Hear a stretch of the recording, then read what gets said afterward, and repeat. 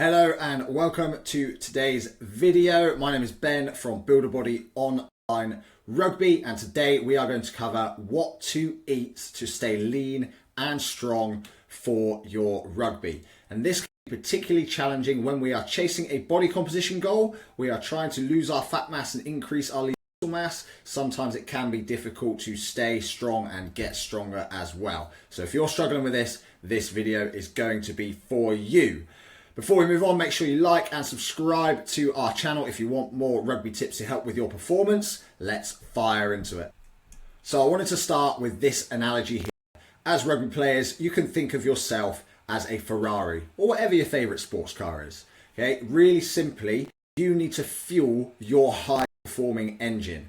You are a rugby player, you have a hugely demanding physical activity to train and play for. Okay, so you need a lot of fuel, and you don't want to sabotage your performance and the amount of fuel you put in your body for that performance at training and during your game. However, it is important when we are trying to get leaner, especially, that you want to be tactical about when and how much and what kind of fuel you are using. This is where some of the strategies that we talk about in this video are going to go into play. But firstly, make sure you are fueling your personal engine for your rugby performance. That has to take priority over anything else. So when we're trying to get leaner and we're trying to get stronger for our rugby, the nutrition is half of the battle, and it can be some of the toughest areas for rugby players to nail. We need to have a proper rugby training program to follow. We need to lead a lean rugby playing lifestyle, but we then also need to have proper rugby nutrition as well. And these are the categories that we're looking at. Energy balance, working on your calories.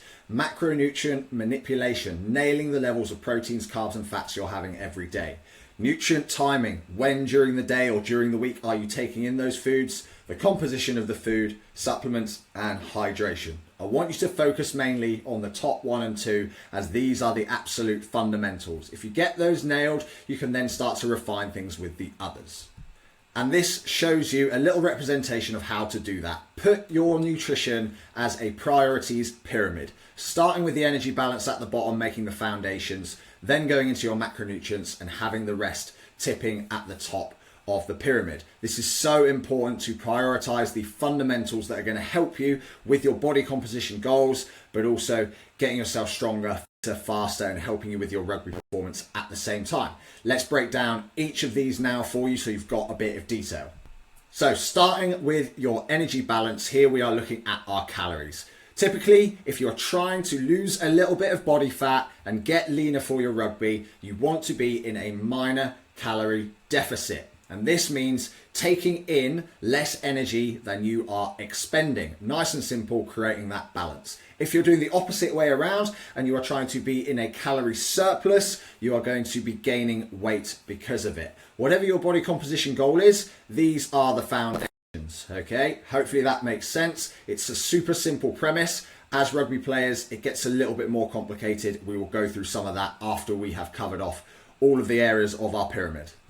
Moving on to our macronutrients. Very, very important to nail your macros if you are trying to get leaner, but you want to keep your strength, keep your muscle mass, and keep your performance high on the pitch. High protein, because protein is the king. Okay, we always want to aim for this as rugby players. It drives growth and repair. It helps us with our recovery. Super important for metabolism as well. Such an important thing as a rugby player to nail your protein. We want to aim for lean sources of protein, and if we can, above 2 grams per kilogram of body weight per day.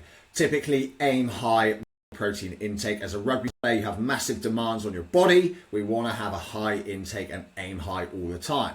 We then also need our carbs. They are fuel for that engine. Okay, they are what is going to help us perform on the pitch and at our trainings.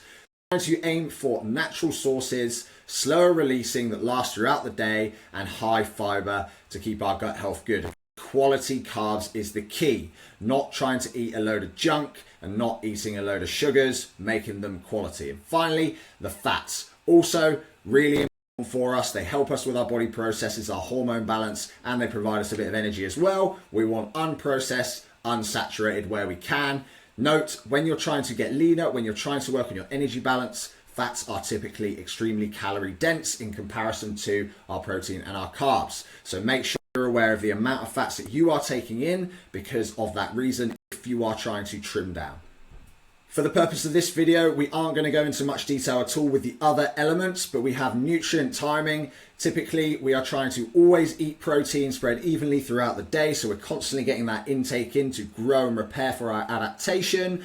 With our carbs, we want to make sure we're fueling the engine, but mainly for our training and our games. If you're trying to get leaner, you might want to manage the amount of carbs that you are eating on your rest days or on your slightly easier days. Fats, having them earlier and later in the day so they aren't slowing you down for training. And again, just managing that intake.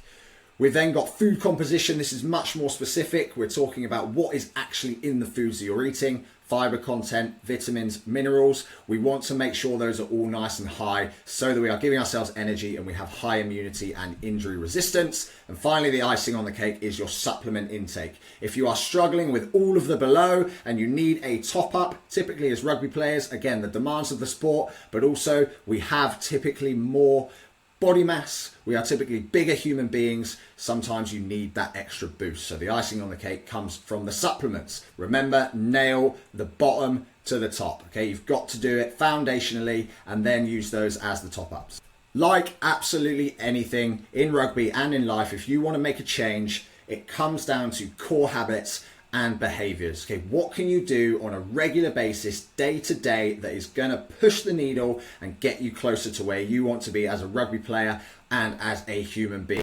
You can't just take these principles and put them in one time or do them for 1 week and then stop. Where can you fit this into your day-to-day nutrition every single day to make you a leaner and stronger version of yourself? So let's get into the good stuff. Now we're going to work on some strategies to help you lose some weight, some of that unwanted body fat, and to stay strong for your game so you can produce force on the pitch as well. Number one, the energy balance, getting into a minor calorie deficit. Remember, we need to fuel our rugby engine. You need to be able to perform. So we never want to go into massive deficits that are going to give us no energy to train and play, that also we aren't going to sustain for a long period of time. Think minor when you are doing your energy balance.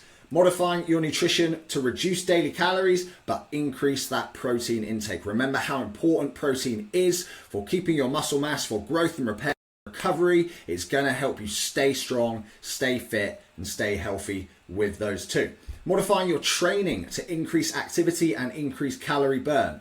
This one is my favorite method of making a body composition change. You can get fitter and you also don't have to make major lifestyle changes which may cause unhappy effects, may make you feel a little bit down, may be a lot harder to change because of your lifestyle, but what you can do is increase your training. Modifying your day-to-day activity levels to increase your calorie burn. This is stuff outside of your intentional rugby trainings. For example, taking the stairs, cycling to work instead of driving. Just trying to increase that amount of activity so you're working on that energy balance in the background. And finally, the lifestyle factors that can enhance the body's use of calories for recovery and adaptation. This is things like reducing stress and anxiety, making sure you're getting plenty of sleep, putting us into a state of being that is for growth and repair rather than fight or flight and constantly battling against it. Now, this is really, really important. I want to give you these considerations because as a rugby player, it is not easy to make a body composition change, to try and improve your fitness when also performing week in, week out on the pitch. Number one is the stage of the season. We want to aim for body composition changes mainly in the off and the pre-season periods. The reason for that is we can manipulate our training, we can manipulate our fuel for the engine without competition on the weekends to play for, okay?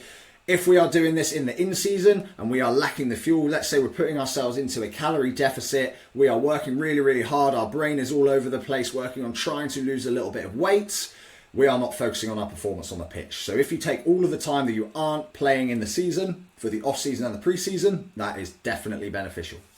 Making minor adjustments rather than making major life changes. The small wins, the 1%ers that you can adjust or adapt to your day-to-day lifestyle already is what is going to make the change. Not doing massive changes for 1 or 2 weeks, falling off a cliff and just going straight back to square one. just tiny changes. And finally, your mental and emotional well-being must not be at risk when you are chasing a body composition goal or any other fitness goals. If you find that doing this is getting you down, it is making you more stressed than it is happy, if you can't take it because of your mental well-being, then you need to step back and you need to reframe and reassess what to do in the future. That about does it for this video. Thank you so much for watching today. Just a recap. We need to fuel our rugby engine. It is so important that we are fueling our performance. That takes priority. Remember the priorities pyramid for your rugby nutrition. Start from the bottom up. A calorie deficit means weight. A calorie surplus means gaining size. High protein is so key for rugby players so that we get lean and we can also stay strong, keeping that muscle mass, keeping that force. It is all about core habits and behaviors, the things we can do day by day. It is really key to aim for the off and pre-season stages to make a body composition change, and please do not jeopardize your mental and emotional well-being when you are chasing a body composition goal. Remember, if you like this video, please give it a like, please subscribe to our channel. We're going to be giving you more rugby content, and please check out the links in the description. We have a free community with a free mini course that has all things rugby S&C to help you get leaner and reduce your bronco time to become a next level rugby player. Thanks a lot for tuning in. We'll see you on the next video.